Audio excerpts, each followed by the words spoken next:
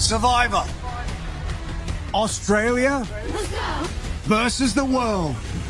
I need you guys to understand, this is the closest we will get to more Survivor New Zealand content. I will be talking about this season non-stop once it begins airing. I've heard a rumour through the grapevines that they're doing Australian Survivor versus the world. And I've even heard we know the entire cast. You'll never guess what I'm going to talk about in this video. This will be me going through each alleged cast member and discussing how I think they'll do on the season based on my extremely good and normal knowledge of Survivor. I will clear the air and say I am friends with one of the alleged cast members. I'll never tell who. But as of right now, I do not know anything about the season. But with how the internet works, that likely won't be the case for long. This is both an Australian Survivor season and a returning player season. It will be spoiled. It's a fact, it's a proven fact. Google it. Be careful out there. With that out of the way, let's get into it. Alright, I'll go alphabetically, and because Australia does come before the world in the alphabet, we'll start with them. David Jennett from Champions vs Contenders 2 and from All Stars, the Golden God, one of the most dominant winners to ever play the game, the only winner on the Australia tribe. And with that, he's got absolutely no shot. I can feel the comments typing now, oh, he's friends with Luke, he's played with Janine, he'll be fine. And that's a valid comment, I appreciate your input, make sure to subscribe while you're down there. But I just don't see it. First of all, he didn't work with Janine, and if he's still on his revenge tour from All Stars, I'm not entirely sure I see it happening. If Luke has to pick between Janine, Sarah, and David, I think he's going for Janine or Sarah. But second of all, can we just look at history? Survivor All Stars, winner Bloodbath. Survivor Game Changers, winner Bloodbath. Australian Survivor All Stars, winner Bloodbath. Survivor Winners at War, absolute winners Bloodbath. By God, that season was brutal for winners. Unless you balance the cast with absolute top tier threats like they did in Heroes vs Villains, it's hard for winners to go far. It's easy to just say, sorry man, you've got your $500,000, now get out. Combine this with it being a tribe of 7 and a 16-day season, then yeah, I don't have high hopes for the Golden God. It's sad, but also maybe getting a bit of a screen hog early on will be good for the edit. Oh hey, speaking of screen hogs that I love, it's George from Brain vs Brawn and Heroes vs Villains. George is like David except he didn't win, easily the biggest name on the cast. He holds the number 2 spot for most confessionals in Australian Survivor history. He also holds the number 1 spot for most confessionals in Australian Survivor history. But looking at this tribe, who is he going to work with? Shawnee? Well, he burned that bridge last time. David? That might work, but I feel as if David is more likely to try and reconnect with his old tribe mates. Kirby? Is Kirby his only option as someone without pre-existing connections? I think so. Granted, I also thought George had no chance on Heroes vs Villains and he almost won that entire season. And maybe I'm vastly underestimating how many connections he's made from being so active within the community. Maybe I'm completely wrong here.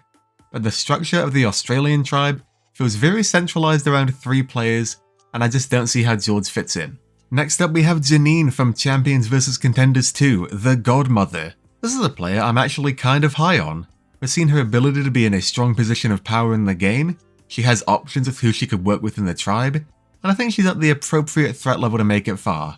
She has a strong presence in her season, but she didn't win or make the final, and it's been 5 years since then. I'm always worried for older women on seasons because they seem to get pigeonholed into certain roles. And I wouldn't be surprised if we see Janine play in a cutthroat game and then not being rewarded for it at the end, as seems to be a trend on Survivor.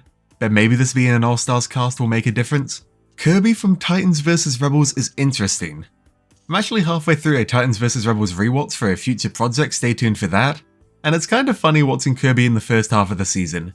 She just makes completely unnecessary moves seemingly for the sake of it, in an attempt to... I really have no idea. But it clearly works for her. I do worry about her lack of connections, but as a free number this could be beneficial for her. She's certainly not the biggest threat on the tribe, and I can see her at least making the merge. At that point her decent performance in challenges and reputation for dominating the game at the merge may work against her, as I don't think she's as subtle as some of the other dominant forces on her tribe. But I'd love to be proven wrong, I really enjoy Kirby. Oh heck yeah, Luke from 2017 and Champions vs Contenders 2? I love Luke, he was such a fun character with a heartwarming story. It'd be a shame if it turned out he was someone who just casually said slurs on the internet. Aw, damn it. As much as I hate that and hope it impacts the game and leads to an early exit for Luke, let's try and look at things without putting that lens on it. Depressingly, Luke is very well set up this season. First, there are 3 tribe mates he's played with in the past, and he's worked closely with all of them, so he's got no shortage of options. Second, we've got a fun phenomenon with this guy. Winner of 2017? Work with Luke. Winner of Champions vs. Contenders 2? Work with Luke. Winner of All-Stars? Work with Luke at a previous season. If I wanted to maximize my chances of winning just from a purely statistical point of view, I mean, working with Luke has proven to be a good method. He's kind of the perfect shield. Do I want him to go far? No. Do I think the season is kind of set up for Luke to have the best chance to win as possible? Yeah. Alright, now we're talking. It's Raymond from Titans vs. Rebels. What do you mean Raymond's not on this season? What were they thinking? What's the point of doing an Australian Survivor versus the world if you're not even going to include Raymond? I have to assume they cut Raymond because they couldn't afford to pay an 8th of the world contestant. It's the only reason that makes sense to me. But for Australia, the penultimate contestant is Sarah from 2017. I've said it before, but she completes the core of 3 that I predict will dominate the Australia tribe, along with Luke and Janine. Of the 3, I think she's the most likely to do really well. Sarah in 2017 was playing a phenomenal game, pulled off one of the greatest split votes of all time. You think a 3-2-1 vote is something? Try a 3-2-2-2. However, she pulled it off way too early, because if you do the math there, 3 is in fact smaller than 5, and it led to her immediate vote off. If she does basically exactly what she did last time, which includes allying with Luke and doesn't get too tempted to make a big move too early, I can see things going well.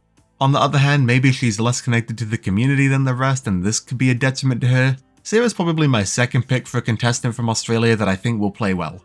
Now my number 1 pick from the Australia tribe is in fact Shawnee from Champions vs. Contenders, All-Stars and Heroes vs. Villains. And you're probably thinking, Henry, this goes against a lot of your logic for the last 6 contestants.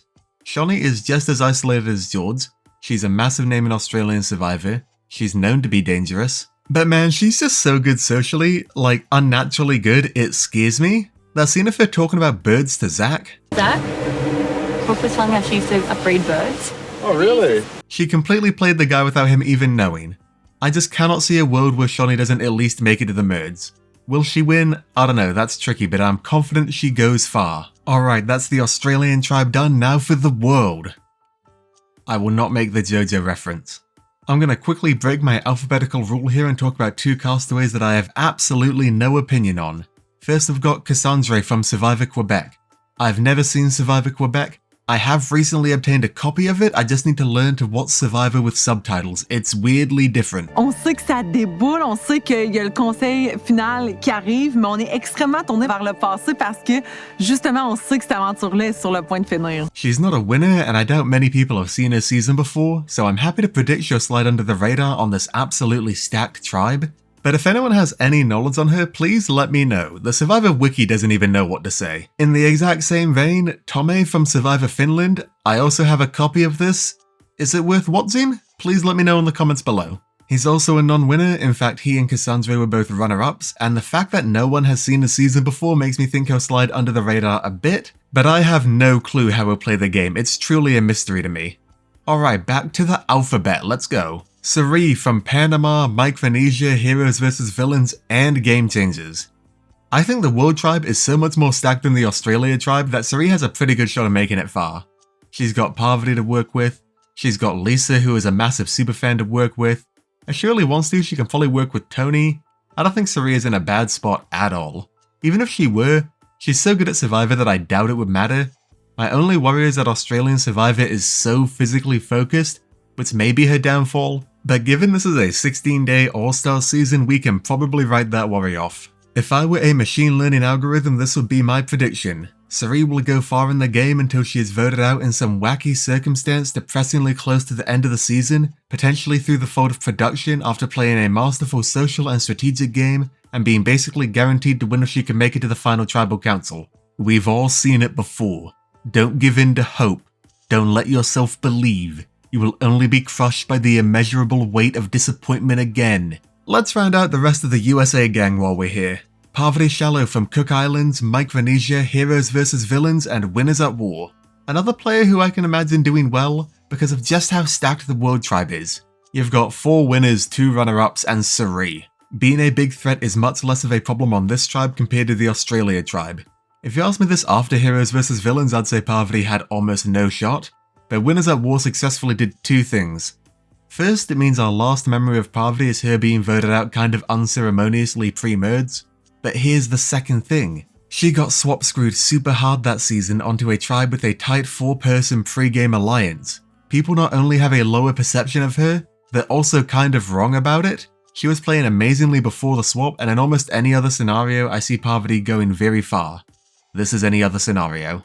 She's got Sari to make the Black Widow Brigade 2.0. She's got the lower threat level. She's got the social skills.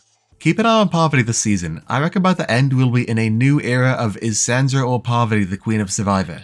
Tony from Survivor Kagayan, Survivor Game Changers, and Survivor Winners at War. Remember everything I said about Parvati? Yeah. Not that. Tony has no shot, I'm so sorry guys, unless he manages to form a Winners Alliance, which went super well for him in Game Changers. Or a US Alliance. I don't see a way for Tony to get out of this one. Not only is he a 2-time winner, he's one of the most high-octane players of all time, and a strategy of laying low for a bit cannot work because there is no time to lay low. You've got 16 days. Preconceptions and pre-existing relationships may just decide everything. Tony is up there with Hatch in All-Stars, and funnily enough Tony in Game Changers, for biggest targets going into a season this time. I hope I'm wrong, but I don't think I am. Oh hey, Lisa from Survivor New Zealand Thailand.